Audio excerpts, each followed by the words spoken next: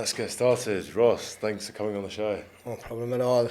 Yeah, I guess as always, I think a good place to start would be, if you give us like a quick old summary of what's brought you up here today in Bali, and we can go from there. I won't get into the exact the start of the start, but I came over here in June. Just to visit and see. I had friends telling me the whole time, "Oh, you need to go to Bali, you need to check it out, it's a bit of you know what I mean, you'd like it." Came over, fell in love with it, went home and decided then I was going to make the move. So it was a little bit more difficult for me. I had to pack everything in from the military. So I was in the military obviously for 24 years. So I had to kind of retire from there, do all that. It's a process, like you have medicals and paperwork and stuff like that. And then decided then, before moving though, I decided I wanted to do something with a company over here. If I move over, I wanted to start something of my own. I've always had that kind of drive to own something. I come from a military family, but I always kind of had I always wanted to be my own boss, be entrepreneurship wise, if that makes sense, and just kind of have something that was mine. All my life I've worked for other people, built things up. I worked in a gym for 9 years as a coach, and then obviously with the military. And I always just wanted to have something of my own. So I seen an opportunity with the company that I now own. I seen an opportunity that would fit in with Bali and the scene over here. So started the ball rolling on that. And now I'm here. I'm gone from a soldier to a CEO in 2 months. I like that. Yeah, that's our title right there. Yeah. Soldier to CEO. Yeah. Doing the hard work for me. Well, yeah, I mean, I guess a good place to start would be perhaps the military as well, because that's like 24 years, that's a big chunk of your life, right? Yeah, it's all I know really. I was school, it's 2001, January 15, 2001 is when I joined the military. And my family, so to give a little bit of context, my family are all military. Both my grandfathers were sergeant majors, my father was a sergeant major, all my uncles, so whether my aunties married them or whether they were direct uncles of mine, were all military. Wow. So I think they said when I was retiring, there's over 400 and something years worth of service in our army, or in our family alone, just in the military. So I was kind of never, not that I wouldn't say my parents pushed me into it. They definitely didn't. They let me do whatever I wanted. But where I grew up, is the biggest military base in Ireland, the Curragh. Like, there's more stuff around there, but it's home to the biggest military base. So that's where I was born, and I was raised there for maybe 5 years. Then we moved to the town next to it, Newbridge, where I kind of spent the rest of my life. But it was I went in, I'd done something different though. So when I joined the Air Force originally. It's not a force, it's called the Air Corps. So I went in and I'd done a 4-year apprenticeship in avionics. So I came out like an avionics technician. So I'd done that. And then between then and leaving the technical side of it, I met a girl, moved to America, got married, had a little life over there for 2 years, came back, and then left the technical side of it and went back. So I took a 2-year leave of absence from the military that I had to give them back, but left the technical side of it, went into the instructional side of it and became an instructor then, basically training recruits, any kind of courses. Went on then to do a SEER course, which is survival, escape and evasion, resistance to interrogation and extraction. And became a SEER instructor in there then for a long time. And then kind of left, went on tour. When I was on a tour in Kosovo in 2019, when I was there, I decided I wanted to transfer because the Air Corps base was in Dublin, but I lived in Kildare. So rather than commuting all the time, I transferred then to the Curragh, back to where I was originally down there. So it's just a lot shorter commute every day. And then hopped a couple of jobs around there, got promoted and finished off my career in the gym down there as a PTI. So loved it. So I was in tracksuit every day, training, doing fitness testing for troops and running courses there. So, and that was then, how I ended up career. Yeah, it seems like, as you were saying, it was kind of your destiny, really. I mean, if you hadn't gone into the military, there would have been, I just don't think that was an option, really. Even though you've made it sound like it was your choice, it's kind of was pushed to you. Yeah, in a way, but it's mad because my family and anyone that knows me well knows for the past, I would say, 10 plus years, I just wanted to do something on my own. Everyone thought I was going to open a gym in the town we're in. And then two friends of mine actually opened a gym. And I went and just coached there. I got my qualifications, coached. And it was always something, even when I was working as a coach there, it was like everyone that knew me well was like, oh, he's going to open his own gym, he's going to do something with fitness. And there was just never a right time. I was just happy being a coach there. It allowed me to stay in the army, do my stuff, and be a coach there. But there was always something just sitting in me, in the back of my mind, and it's not that I wasn't happy. I had a great life. I didn't leave a bad life in Ireland to come over here. I had my own place, nice car, 2 good jobs, great family and friends, great support system. Everything I could ask for, it was just something was missing out of my life, you know what I mean? That's interesting. So I wonder if when you're in the military then for those 24 years, did you feel as if that was your purpose and you were fulfilling it? Or? No. Not at all? No. That's I enjoyed it. Enjoyed certain aspects of it. There's other aspects that are very, very tough. But they have, now I'm realising that them tough moments and the stuff that I hated actually helped me to be the person I am now. As in mentally tough, as in resilience, all these kind of things because I see it in people, not everyone, but there's a thing a soldier has that I don't think you can teach or learn outside of the military, with mental resilience and stuff like that, and a strong mental mind and stuff. And I truly believe if I hadn't have been in the military, that maybe I would have been a lot softer to the world, or maybe I would have, now coming into the business side of things with the company and all, the drive mightn't have been the same, you know. Well, I wonder, when you join, do you have to already fit quite a few credentials, do you think? Do you have to be a certain type of character already for them to shape you? No. So you could be anyone and that you could form incredible discipline. And I know that because I done the instruction side of it. I trained recruits and I trained 3-star courses and I trained NCO. You don't, and we've done, when I was finishing up in the gym before I retired, so the first aspect, when people apply for the military, they come in, they're selected, they have to come to us to do a fitness test. So we see all types of people, do you know what I mean? Fit, unfit, this, that, whatever you want to call them. And it's our job as instructors. When I remember, I was training maybe the last recruit class. You don't know them because I wasn't in the gym at the time. I was in the school, so you don't know them. So you just turn up. You say, right, we're getting our 30 whatever recruits today. We turn up in uniform. We go down, and they're all standing with their parents and their families, and they're all saying their goodbyes. But you don't know what you're getting, and it's very, very, very rewarding to see type of young person that comes in at the start of that process, and how proud their families are the day they pass out.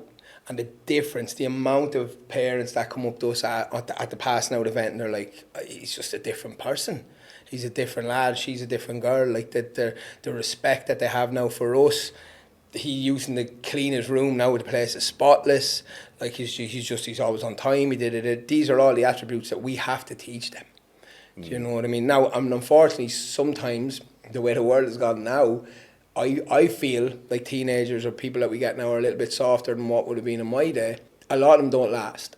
A lot of them, the minute you start trying to tell them what to do, we never do something for no reason. But they think you're picking on them or you're shouting at them for something. But we're trying to mold them into this disciplined soldier, basically.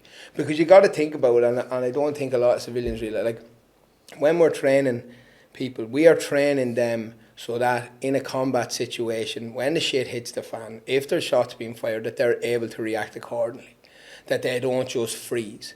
Because if you're in a section and you get hit up in a situation and one of your bodies just freezes, you're then down a man or a woman, and then it just compromises the whole section. So we were trying to train them for high pressure situations. We can't fire rounds at them, but what we can do is put pressure on them in situations time-wise or shouting to allow them to kind of get used to that. And it kind of mirrors it as much as legally we're allowed to do, you know what I mean? And that's why we do it. It's not just a bottling, or it's not like just trying to fucking give them a hard time for the sake of it. It's trying to mold them in. And some people, unfortunately, aren't able to last. They're not able for it. And I guess that's why you're alluding to the idea that these are only traits that you can develop to that extent in the military, Yeah. right? Because Yeah. in the real world, you haven't really got a real excuse to push them that far to their limits. I think a lot of people are just sort of comfortable, right? Yeah. And it taught me, I remember, like, on course, like the SEER course was probably the hardest course I've ever done in my life. But there was times in that, the mental, like, discipline that I got from that I'm able to take over to my fitness now, competing and stuff in high rocks or whatever like that. It's kind of this thing I said to myself, like, no quit. I just keep repeating that over my head, because when you're in a situation with the military like that, you don't have a choice. So if you're on a course and you haven't slept you're out up the mountains or whatever, you haven't slept in 2 days, you're eating out ration packs, you're fatigued, you haven't showered, you're just wrecked, you're out on patrols at night, you're getting 3 hours sleep. You wake up the next morning, the instructor said, right, pack your kit, we're going 20k over the mountains. You can't say no. So like, you think in that moment, fuck, I'm not going to be able to do this. But because you can't say no, well, you can say no and you can fuck off back and you're off the course, you know what I mean? But no one wants to do that. No one wants to be known as someone that comes off a course. It does happen with injuries and stuff, but because you won't say no to them, and then you end up doing whatever you have to do, it teaches you, hold on, I can fucking do this. And I mirror that then with my fitness stuff. Like stuff that, like, you know, I say, oh, I can run this distance, and then you're like, oh, I would never run that. And then I'm able to say to myself, no, you fucking will do it. And then you go out and you do it. And then you're like, oh yeah, I can. And if you do that enough times, and then what's happened with that is that's transferred over to the business side of things, where I've kind of went, I can't run a fucking business, I can't. And then it's like, I can, of course I can. And look, the thing I've learned about as well in business is every successful businessman or woman, they're just like us, they shit and they sleep the same. Like, they're not superheroes. That's a massive point, actually. Do you know what I mean? That ordinary people can do extraordinary things. Yeah. That's a common theme I've seen on this podcast, and I think the military and what you've described is a great example. We place these limiting beliefs on ourselves, and in the workout scenario as well, you touched upon this idea. I remember hearing, again, I don't know how accurate it is, but the saying I heard was, if you think you're at 100% in whatever physical capacity it is, exercise-wise, the reality is you're only at 30%. Yeah. Is that something you can... Yeah, your body or your mind will give up so much easier than your body. Like, your body is so unbelievable. And again, going back to when I was coaching, people used to have this thing called a 1% kind of factor, or what I just used to say to my clients, like, or when I was coaching a class, like, when you hit your limit, like, if your limit is set or whatever, when you hit it, if you pull back, then you're going to continue to never pass that. But if you go 1% more, so if, for example, we just take a distance with a run. So say someone's just getting into fitness, they want to run 1k, they go out and they run it. The next time they run it, if they run 1k and 10 meters more, it's more. It's you know, it's progress. So you have to be able to push through. It doesn't have to be an extra k. It doesn't have to be an extra mile. It can be an extra 100 meters. But every time you keep doing that, and over time, then you're hitting 2k, and you just keep that process going over and over again. And the mind will break a lot quicker than the body, and I know that from experience. I can imagine, and that's something that I presume people can apply to all different areas of life, right? 100%. You talked about fitness. Imagine meditation, for example. A lot of people say, I can't meditate. Okay, just do 1 minute and then just build up from there, and then eventually, okay, 10 minutes, and then 10 minutes, 10 seconds, 10 minutes, 20. You can apply this to all sorts, right? Yes, all aspects of life. It has to be baby steps. I think what people do, and in the world we live in today, especially with social media, you have this thing of you should be doing this, and it should be all these pictures of people doing workouts and and you should look this way, but like, yeah, if you just apply a little bit each time.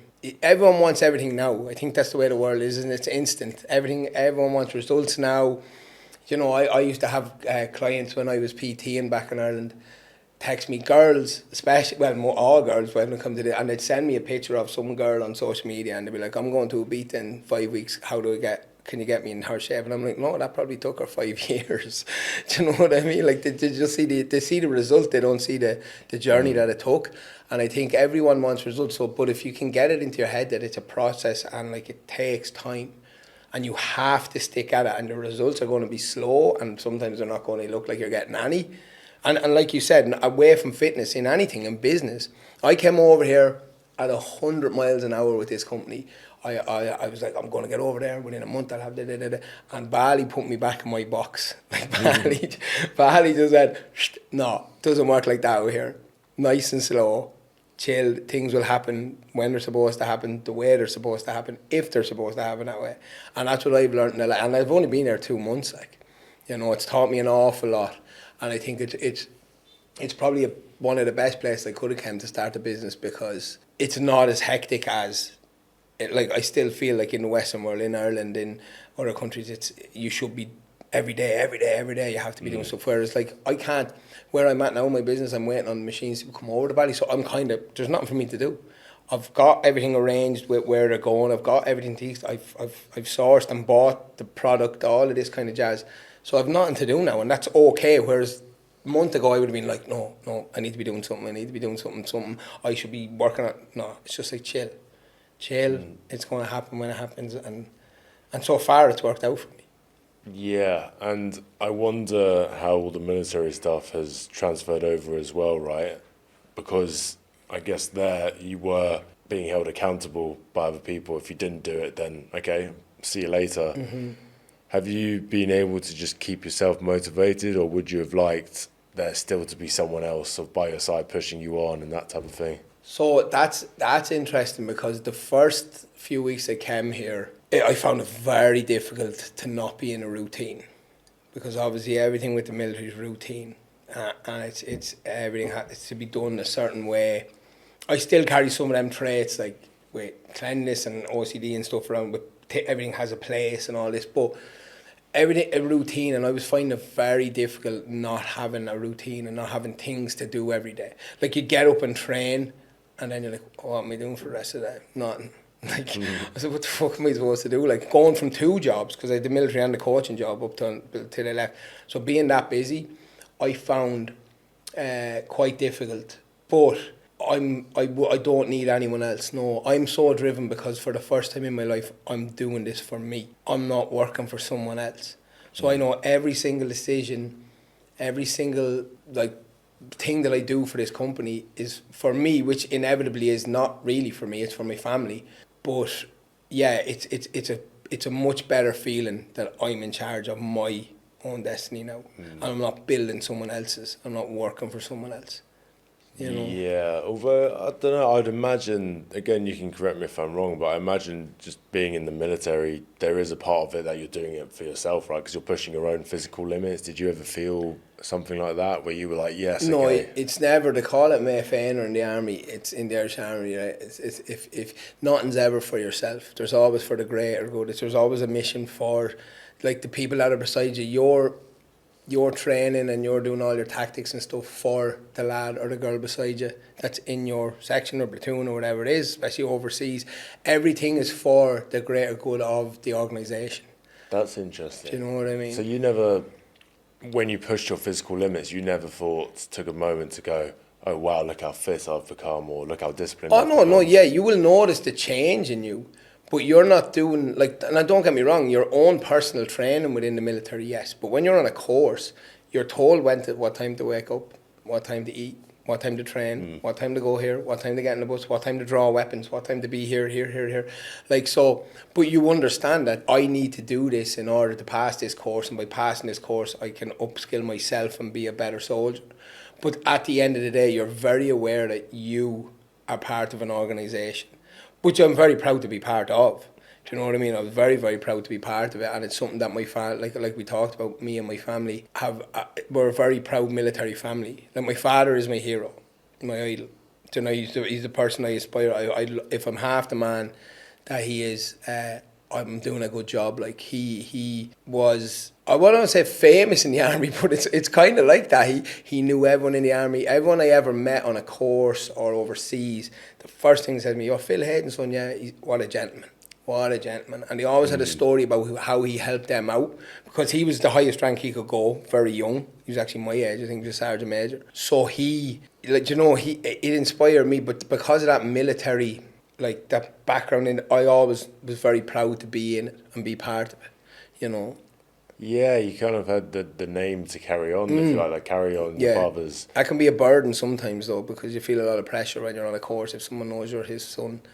You know what I mean? Well, yeah, I mean, it goes the same for every single industry. I know of pro wrestling, or even if in football as well, right? If someone's had a famous, if their dad was a Yeah, famous football yeah. player and they were one of the best strikers of all time, or one of the best goalkeepers, doesn't matter. There is going to be that burden.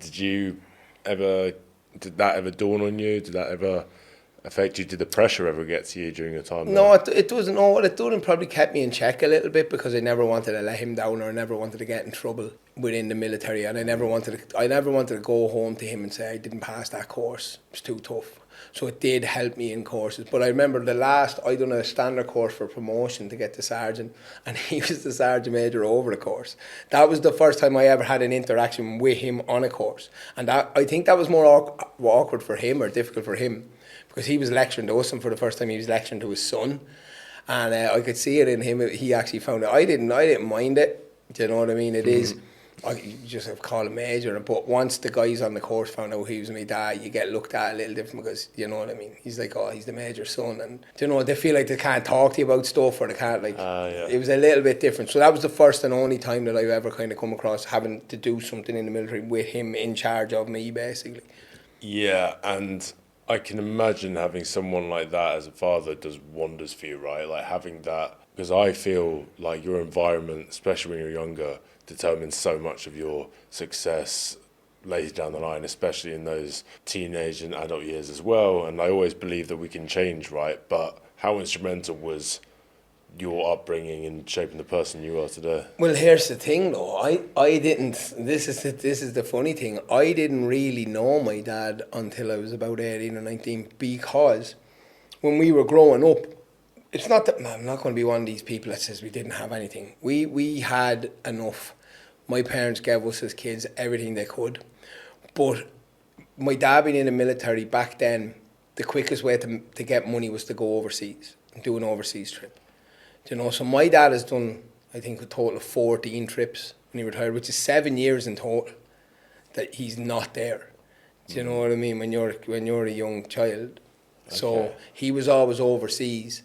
I didn't understand why when I was young, but then as I grew older, and it's not until I really came into the military that I understand, right, every time he was away it was to make money so that we could have something. Either do the house up or get a car, or whatever. It was always, he wasn't over there until you go overseas, you think you're over there on a fucking jolly. You're just over there having a crack with the lads or whatever.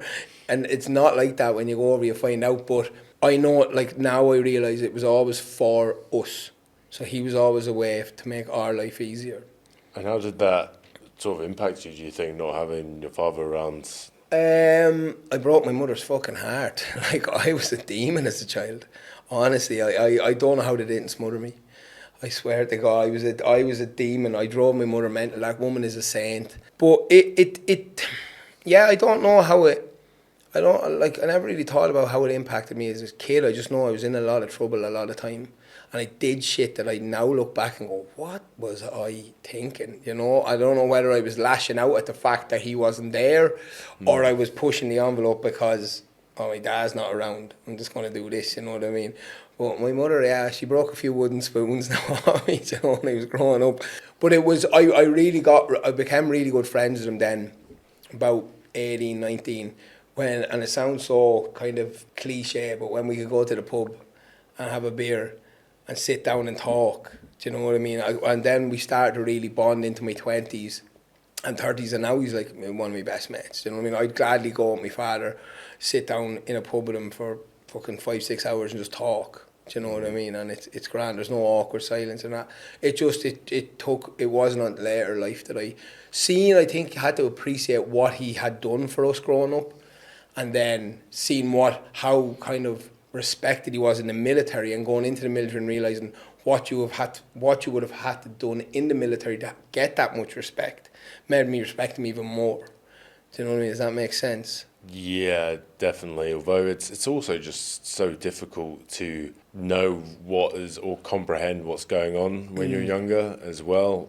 And you look upon these family situations, maybe your parents get divorced or something like that, and you don't understand what's going on. And it's very easy to judge our parents, right? And then you get older, and then you start realizing, oh, okay, so this is what happened and that happened. And then you become more of an adult and you're like, okay, I can actually see why that happened. Yeah. And you start understanding how complex our brains are. And as a kid, everything's either black or white.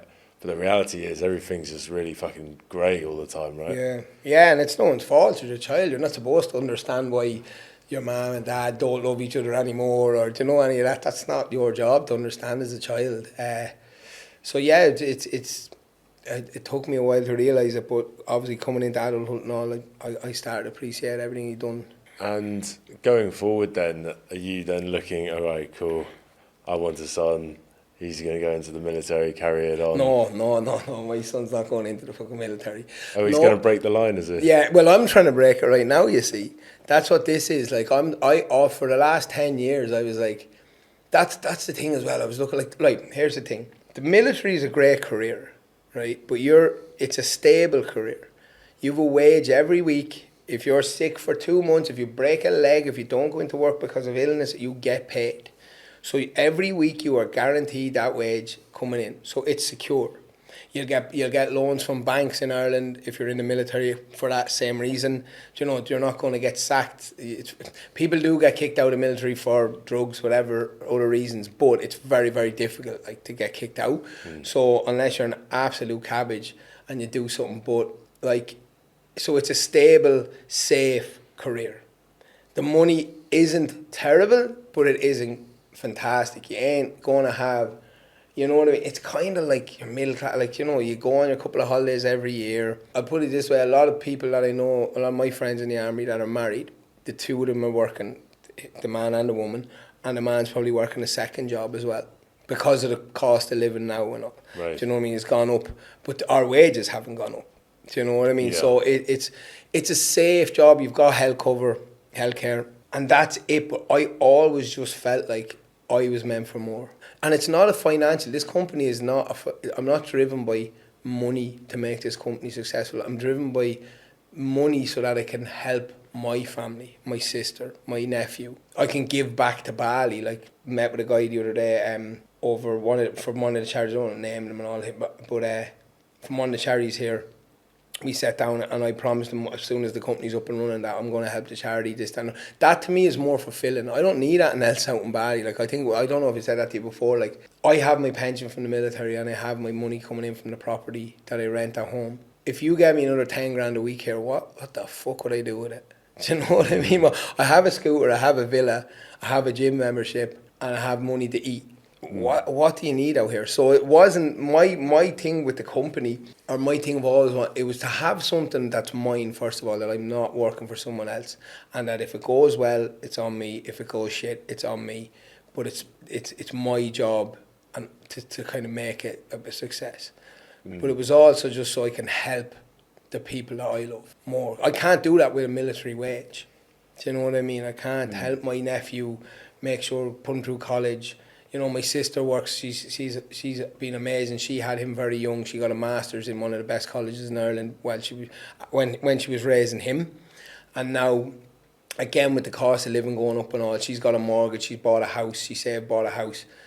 I'd love to just be able to help her and clear her mortgage and allow my nephew to travel, and I don't need any of the money. So that's kind of what drove me. And it's interesting because I wonder when the focus is not just on yourself, but it's now on everyone else around you, it kind of not takes the pressure off, but I don't think that's the right word, but I think when you realise that the world's about more than just you, it's not like you neglect your own problems, but it's like, wow, like, look at the impact that I can have on this world. And I think that's what our true purpose is to have a positive impact on the world, right? Yeah, 100%, you know. And I told my sister straight out, I said, I'll pay your mortgage, trust me. And what that does is that drives me then for the company, because I don't want to renege on that and go back and have to go back there and say, no, I said I was going to do that. But so that's where I get my drive from now, is the thought of being able to do that. That's your why.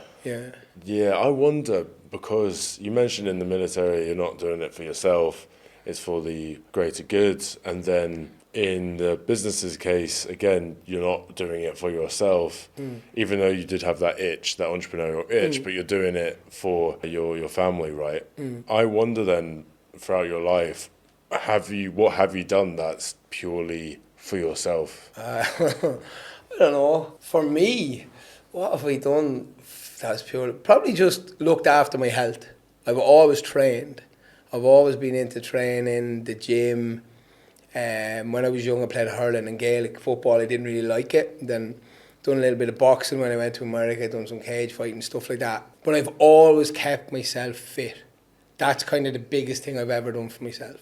Healthy and fit. Trying to keep myself as healthy as possible, as fit as possible through my whole life for longevity or whatever you want to call it. I suppose when you're 20 and you're doing that, it's purely for ego and it's purely to look good and to go out and you know what I mean. But when you get older, in your 30s and 40s, it's definitely a health thing, and I'm so glad that I did do it. That I'm not coming into my 30s or 40s or into my 40s now and saying, "Oh, I need to start going to the gym."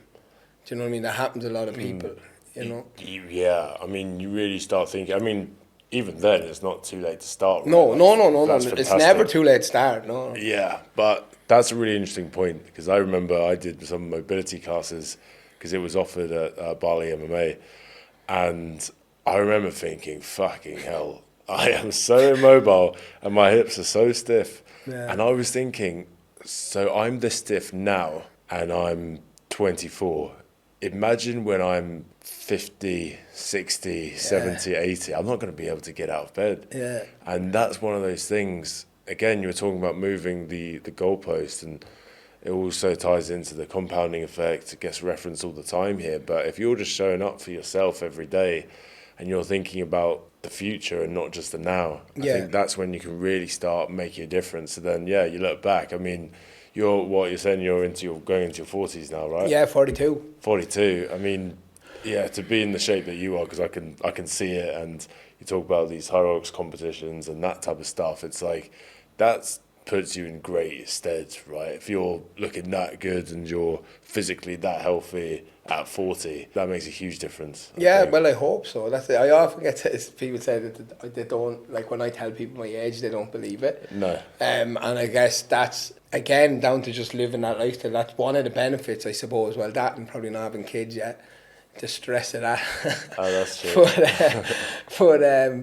Yeah, no, 100%. I think when you're 20, you never think you're going to be 40. But when you're 40, you're well aware that you'll be 60 pretty quick.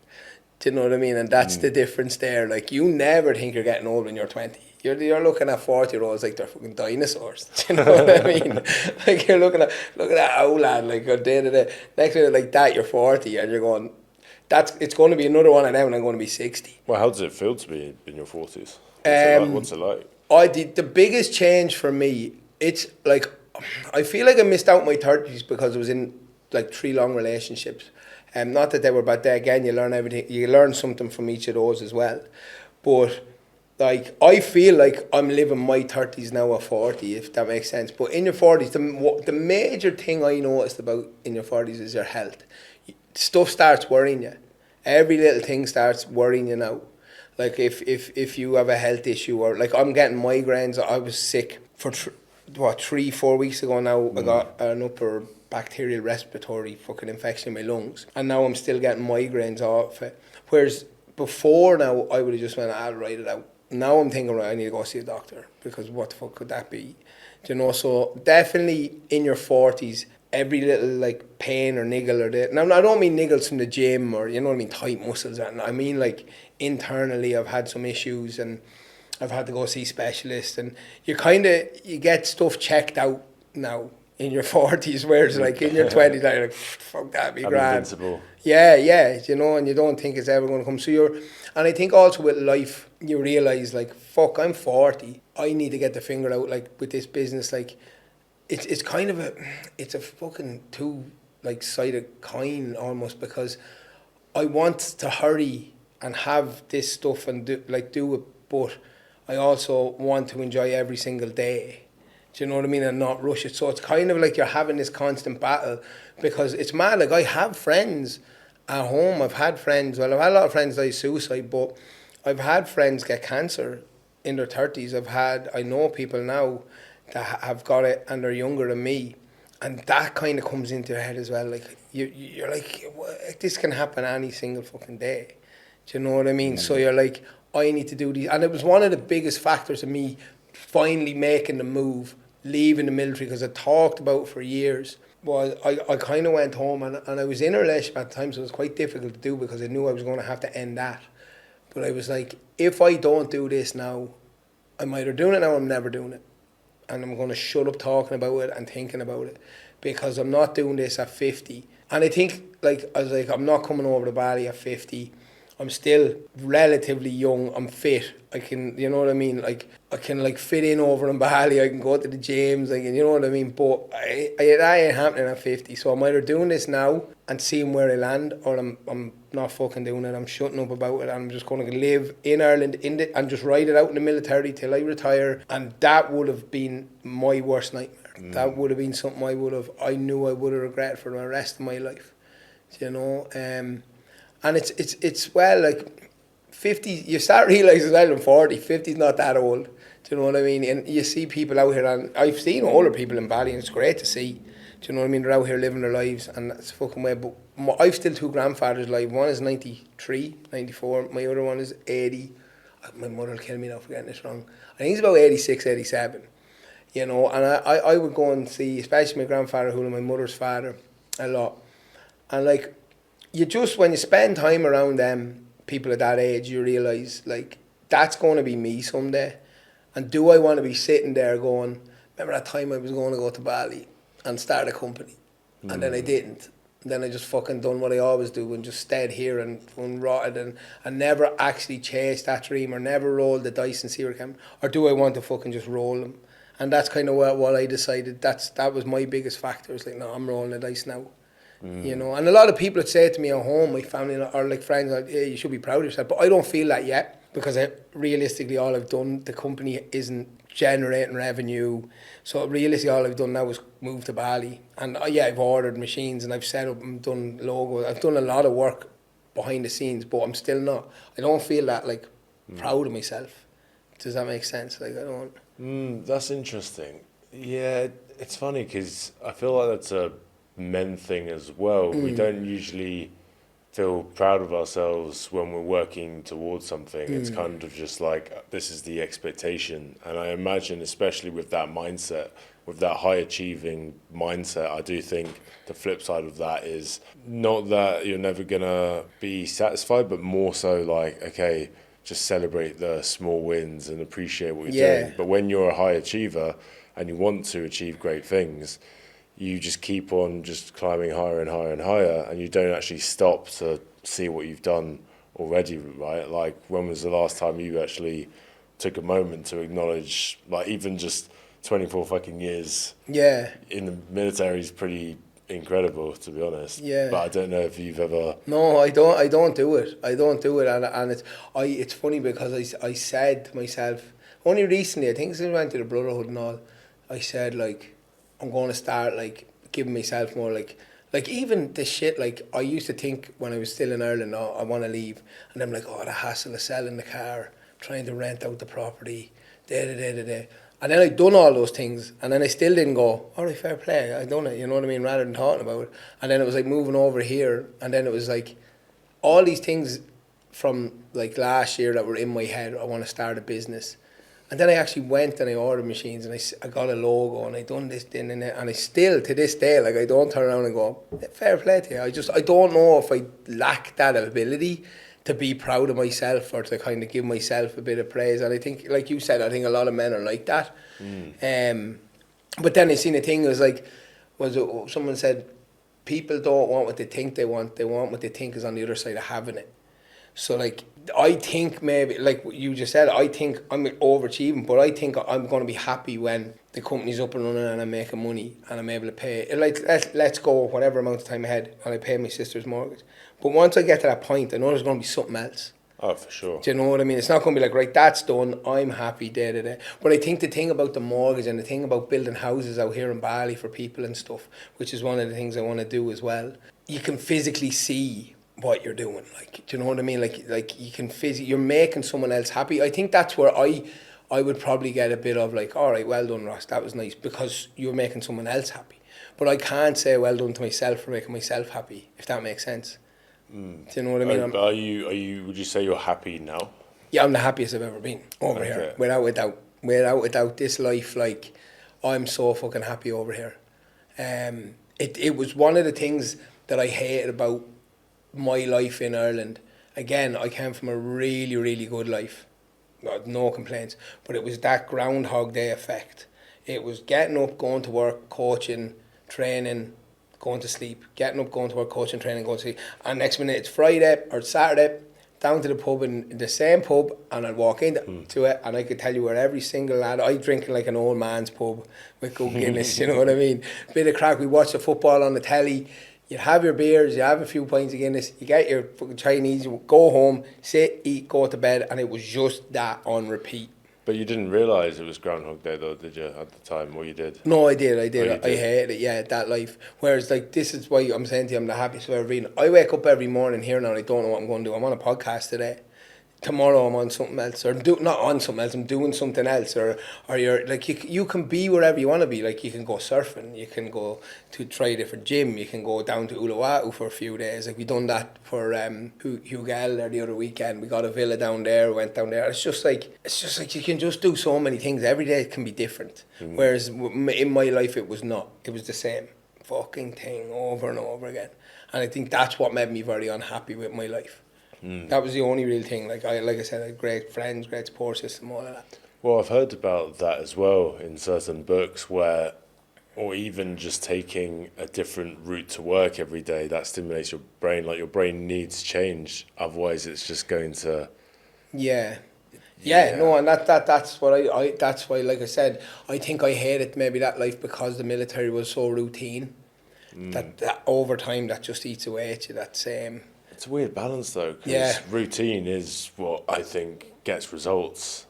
Again, I think I've actually debated this a couple of times with people, because it is a strange one, because I do feel like you can become a slave to the routine sometimes, especially when you're designing it yourself. I was guilty of that for a while, where I was like, hang on, I can't miss this jiu-jitsu session, or I can't miss this gym session. So I think there is a balance in there of having a structure, but then it can be quite fluid as well. I don't know if you've found that nice balance now. Yeah, well, over here, but the only thing that really is routine for me over in Bali is training. Everything else happens as it happens, kind of thing. So or meetings or something like that. But when I say routine with training, it doesn't have to be the same time every day.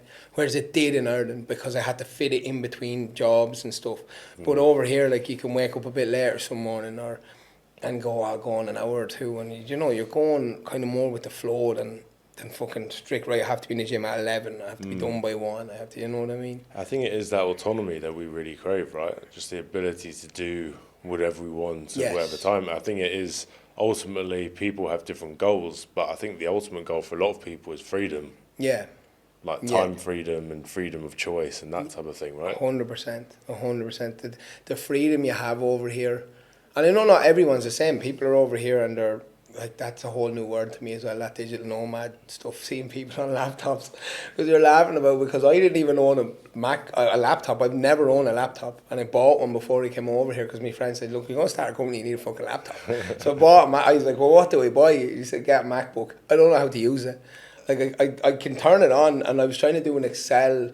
The manufacturer sent me some stuff that I had to fill out and send back to them. And I remember I was sitting in wrong gym, and the fucking laptop nearly went into the pool about 4 times. I was like, so like, it's that kind of, the freedom over here is, the flow of just being able to do stuff. I love it. It's funny you mentioned the laptop stuff, because even me, as a laptop user, a normal laptop user, even when I have to fill out a form or sign something, you start downloading all these free websites where you can, and then it becomes a pain in the arse. So I definitely feel you're definitely not alone. It's taking a bit of getting used to, but I have to kind of. My dad just says, get someone do a course on it or something. Or I'm like, I'll find out. I'll just pay someone to do it. Just get a PA when I'm making enough money, and they can sort it out, But I'm loving it over here so far. The freedom and just being able to do whatever. And I'm kind of said to myself coming over as well, I'm not saying no to anything. Like stuff that I would, like even I've never thought I'd be on a podcast. Or yesterday I met a friend of mine, Kaz, she had me do, she was like, I need your hand with something. And we had to do some content for her, for a client. So I had to do a little bit of acting. And it was kind of like, because she's like, I want to do it in the gym. And I was like, oh, which fucking gym? And she was like, well, whatever, like Obsidian. I said, no, it's packed. Like, it's too busy anyway. So I said, come to Elite, that's where I am. I was she was like, oh, look, if you don't want to do it. And then I sat there for a minute and I was like, do you know something? What? Fuck, she's asking me for a favour. I don't know any over here. Do you know what I mean? Like, just fucking, yeah, start doing things. Like, that's what I'm saying. I promised myself, like, I'd start doing things, getting comfortable being uncomfortable and doing things that I wouldn't usually normally do. And that's a great thing about Bali. That's why I think I'm so happy, because I'm just kind of going, fuck it. Why not? Well, I think that would have derived from, your time in the military as well, right? Just always wanting to push yourself and always wanting to look for something to do. And once you get comfortable, I think that's when, you start, your enjoyment for life gets reduced, I think. Yeah. I think that's when, and that's what that feeling is. It's like it's stuck in that comfort, and it is comfortable, and you're resistant to change. I think that's where a lot of people can become stuck in a rut, because they don't want to be there, but at the same time they have that comfort from it. So, why would they leave? And it's about changing that into sort of a growth, transformative mindset, and being like, right, okay, this is comfortable, but we can chase the discomfort, and by doing that, we can create a new comfort. Yeah, 100%. And I think it's another thing as well, as realising like that life is fucking short. It's you don't know. Going back to the whole 40 thing, that's another thing that I learned, is like, you don't know when you're going to, like, I had back in 2019, I don't know if I was telling you about the stabbing and stuff, and that made me really realise like life was short. Yeah, what happened there again? Just so that was, oh sorry, yeah, just to put just it. So I was just in I was in a pub with my girlfriend at the time. Sorry, it was actually her father's pub. And we went in, we came back from a gig. I think I came back from a gig with friends, and I met her there. And it was just a group of people in there, young people, like probably 18, 19. And it's a very kind of local pub, so everyone knows everyone. They were just being really loud, making loads of noise, fucking smashing glasses like off tables and stuff. So she went over and just said to them, look, if you don't calm down, you'll be asked to leave. So there was a girl with them. She stood up and she was like, don't fucking talk to us, come over here, tell us what to do. And she just grabbed my ex, or my girl, just to call her my girlfriend, by the hair, pulled her to the ground. So I seen this, ran over. So I was taking that girl off my girlfriend at the time. And I didn't know it happened so fast. I didn't know. This is all stuff I was told in the police report or I read. Because they seen it on the CCTV. So the guy got up, her boyfriend, and he came around behind me. And then he stabbed me in the stomach. And then he stabbed me a couple of times in the back. And then again, I was just too busy trying to get her off, and then when I had her off, I was screaming at them to get out, the whole lot of them. And he came back around then, and he stabbed me again in the back a couple of times. And the one when he hit me in the arm, that was the one I felt. It was like a punch. So I kind of went, it was like someone just really hard gave you a punch in the arm. So I was like, turned around, what the fuck? And I had a t-shirt on, so I just seen all the blood. And I just kind of, what the fuck? And I turned around, and he was just standing there with the knife like that. And I was like, are you after stabbing me? And he just bolted out the door. And then I just remember, like, I just turned to my friend. I was like, I think I'm after getting stabbed. And then I could see, because he'd stabbed me in the stomach, so all the blood, I had light coloured jeans on, so they were just going red. And then so this girl behind me just let this scream over. And I was like, oh no. And then I could just feel the whole back of my t-shirt, just blood. There was just blood running everywhere. And I just remember the barman, so the first thing I did, kind of, because we do medical training in the military, and I have a kind of somewhat of a knowledge. And I kind of just took a big deep breath, and I went, right, he's not after puncturing a lung. So the barman came over, he was really good. He said, look, sit down, it's grand. He was, talking you down, it's grand. I was actually fairly calm, I have to say. I don't know if it was just shock, because you never think you're actually going to get fucking stabbed. So, no. And you always wonder, like, what's going to feel like. But I was sitting there, but then he was like, grand, the ambulance on the way. But there was 3 people on my back holding the wounds, like trying to stop the bleeding. So I remember just feeling the hands and going, that's not good. That's not like one stab wound. I was like, that's not good now. So the ambulance came pretty quick, because it's close to the bar's in Dublin, the pub is in Dublin. And the ambulance came pretty quick, brought me there, stitched me up, done all these scans. Turns out he nicked my lung. He didn't. And actually, going back to health and fitness, this is something that saved my life realistically, because the surgeon came in, or the guy came in, and he said, I don't know who's looking over you, but I've never had someone come into this hospital, be stabbed 7 times and live. And he goes, The one that nicked your lung, the only thing that stopped that puncture in your lung was the fact that you train, was the muscle mass in your back prevented the blood going into your lung. Wow. Yeah. So it was like, in a roundabout way, training basically saved my life. Being fit or going to the gym or whatever saved my life. Now look, it might kill me, might whatever, but it would have punctured me lung, it would have put me in a much worse situation. But yeah, that was it then, and he got caught. I went through a pretty hard time pretty dark time the next year and a half. I thought it was grand. I was in the pub the next day, same pub, having a pint, like stitched up, grand, hay hospitals. I was like, is there anything wrong with me? No, right, I'm leaving. And I thought it was grand. And then about 2 weeks later, we went to Lanzarote with my girlfriend. We had it booked, obviously, before the stab. And the first night out, I went out, and I've never suffered with panic attacks, anxiety, social anxiety, anything like that. And I went out, and I just remember we walked into a bar, and it was just groups of lads, and I just started fucking freaking out, like having a panic attack, cold sweats, couldn't breathe, had to go home. And that was kind of the first time I realised that there was an issue here now mentally, with my mental health.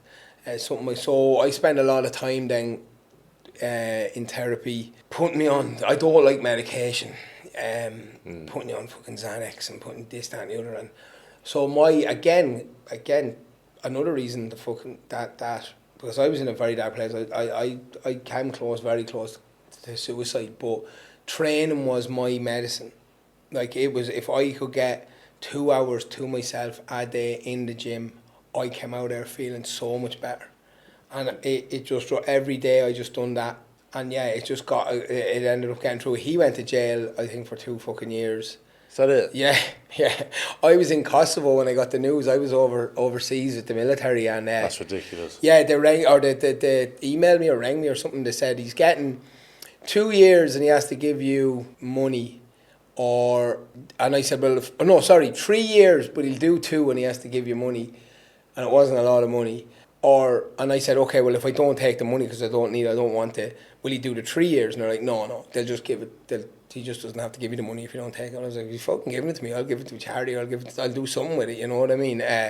So yeah, he done 2 years, and knowing the Irish law system, I probably done a year. Do you know what I mean? He's back out. That's fucked, mate. Yeah, really fucked. Because it's mad, I couldn't get my head around. They didn't have it right down as attempted murder. They had it down as a serious assault. To me, not just because it's me, if you told me it happened to you, someone stabbing you 7 times is not a serious assault, it's attempted murder. Like the reason he didn't kill me is nothing to do with him, it's to do with the fact that I train. Yes. Do you know what I mean? And the cops, even that night, they left 2 guards in the bar overnight. They cordoned it all off, because if I died, it then became a murder investigation and they'd need all the evidence. So they weren't even sure if I was going to live. Yeah. And because I didn't die, he gets that bullshit, like that fucking. And that's very disheartening for me, and it's very worrying. Like, I tried to do a thing then to go around to schools and talk about knife crime. I made a video on Facebook, and it went viral for me. I'm not a big influencer but it went very, very viral. I had mothers messaging me. I was in Dublin one day, and a guy came up and said, "You're that guy that made that video about stabbing." And it was nice, because he was like, "Thanks very much for making it. I have a son," and I showed him it in this, because knife crime is becoming so bad. I think in England it's a lot worse. But it's coming over to Ireland, and it's there. And so I had planned to go around to schools and talk to kids and stuff, and then COVID hit, and I just wiped that out, you know, that whole idea. And I probably should have went back at it once it cleared up, but it just never kind of came to fruition again. Well, something you can come back to, yeah. Right? And I think your whole life has been an inspiration. I think, just because you touched upon it very, very briefly. You said you were having sort of suicidal tendencies. I was close. I wrote letters and stuff. Like, I was that close to doing it, wrote out the letters. Wow. And, done all that. It's weird. It's a weird story, but it's the reason I didn't was because of my nephew. You know what I mean? And there was a situation there, but I had letters wrote out. I had all of that. You know, when I was at my lowest. Yeah. And how did you drag yourself out of that? Because of my nephew. I don't know if he texted me. I think something happened. Something came up when I was finished writing it. He either texted me or a memory, something on social media, or a picture of him or something came up. It was the weirdest thing ever. Out of nowhere. I'm pretty sure he texted me, but I can't remember because it was a while ago. But something came up with him, to do with him, and I just said, nah, I'm not doing that to him. I'm not doing that to him. I'm not leaving that child like that. I'm not letting him, his last, like, no, it's just not happening. I need to snap out of this, you know what I mean? I need to fucking, because I was so angry at, I remember I was so angry at the fact that an 18-year-old had done this to me and put me in this position mentally, that I remember I all I wanted was revenge. I was like, I was going to get him. I won't get into it for legal reasons. And I remember when I was going to the therapist, she was like, why are you so hell-bent on getting revenge? And I said, because I don't want to look at myself in the mirror in 10 years and know that I let an 18-year-old do this to me. And she goes, yeah, but think about the flip side of it. You catch up to him, you get your hands on him, you could kill him, you mightn't kill him, whatever, but you say you do kill him, because nowadays you hit someone in a box, they smash their head on the ground, they're dead. Like, so say you kill him, you're going to be looking in a mirror in a jail, in a prison, after losing both jobs, your property, your life, everything's gone. And it kind of made me realise as well that good people that work hard for what they have too much to lose when it comes to breaking the law, and that's why we don't do it. Do you know what I mean? But when you don't have anything to lose, like little scumbags like him, they don't care. Yeah. So kind of that's how I guess I pull myself over, because I have an amazing family. My mother, father, and my sister, we're all very, very close, and I'm blessed. My nephew as well. And then I had a good network of friends as well. You know. Massive, right? Yeah, huge. Just having that support system and those type of people who support you in your journey, understand you, and that type of thing. And then I presume that was paired with like therapy or something like that. Yeah, I had therapy. Digest it, right? Yeah, the therapy was all right. Like, it's Irish men, we're not really, you know, into therapy. Our therapy for us is like going for a pint and having a chat. You know what I mean? So talking to a woman was a bit strange, but she was very good. She never forced anything, and it was like come in and talk to whatever, you know. But yeah, it was. And you see, that's what I know I talked about in the Brotherhood when I stood up, and I meant about being present, because you will find out pretty fast when you're in a dark place who your real friends are. Do you know what I mean? Everyone says it like, oh, hey, if you need that, and give me a shout. Do you know what I mean? If you don't be afraid to text me now, or if you're any, and then you'll find when you do, it's like, oh man, I'm going to the match this weekend, or I have something on with the missus, or or I'm not going to be there, I have some other plans, I'm going to the fucking party, and you're like, nah. So I found out very quickly, and it actually, in a weird way, was a good thing, because I know that the friends I have in my life now are the ones that were there for me when I was at my lowest. Right. Do you know what I mean? And it's only those big events where we can see who's actually there. Whereas I think in everyday life, I think it can be very difficult for people, especially when they're growing up, to think, oh, okay, how do I vet these people? How do I know these people are good for me? And I think over time, the things that I've found is, right, okay, are they an energy drain? Do they drain your energy, or do they give you energy? Mm-hmm. When you tell them about your ideas, do they put you down, or do they give you support? Do they say, wow, that's amazing, and offer you other ideas? These are the type of things, and it's also just reciprocation as well. Mm-hmm. So if you've asked to meet them maybe 3 times or suggested things, I say 3 times. I think 3 is just a good number. Right. And 3 times they've come up with excuses, right? You're like, okay, cool. And then you just observe. And if they don't reach out to you, that's when you're like, okay, right, it's... And I think over time, that's a process where you won't even need to do that, because you'll just naturally attract the right people once you start working on yourself and you have that self-respect, you'll end up just not letting those people into your life anyway, and your frequency will be operating at a certain level. So usually you become, I think over time, better and better at sort of weeding out people who don't really serve you anymore. Yeah, no, and I like that. I never really thought, I like that 3 times thing. And it's a great way of doing it. Exactly, you reach out, and then if they don't come back, and I think that can also kind of transpire into like trying to date as well, and trying to start a relationship, you know what I mean? I found that as well. Like if you ask a girl to go do something and she's like, oh, I'm busy, and then I probably wouldn't try 3 times, I'd probably do 2. Yes. Ask her again and she says she's busy, and you say, like I would, if that ever happened, and it has happened to me, where you just say, right, well look, you let me know when you want to do something. And then you don't hear that, and then you're just like... Happy days. Yeah. But yes, and I think that's so true. And it's like, you don't place your value in someone else's hands. Just be like, right, see if it's reciprocated. Mm-hmm. If it is, great. If it's not, okay, give them maybe one more chance, and that's it, done. Yeah. Same as if they flake on you and that type of thing. Okay, maybe they might have a valid excuse, but then second time, all right, like you should really be respecting your time. That's just my opinion. But yeah, so much we've discussed. Yeah, we've gone past an hour, which is awesome. Yeah, touched upon a lot of heavy, interesting subjects as well. I find you to be such an inspiration just with your mindset and what you're doing now, and the way you sort of give back to the world is really, really cool. One way in which we like to finish the podcast is more lighthearted, but as always, it's a song suggestion. Could be something that motivates you, or could just be your favourite song right now. Okay. See, I'd love to go like patriotic and give an Irish song, but I don't listen to that stuff enough. What am I listening to? Let me see. I told you that. Remember, you were asked about song things. That I'm listening to a lot of country now. I think it's great for your head. It's just like the fucking world is so crazy, and like training is different. But when I'm alone, I like to listen. So yeah, I think I'll say one of my favourite country songs is Zach Bryan's "Something in the Orange," right? With the ZZ something remix where the harmonica is in it. But yeah, I would say that thing. Like I know that song off word for word. Brilliant. So yeah, definitely. Yeah, I think I was telling you as well.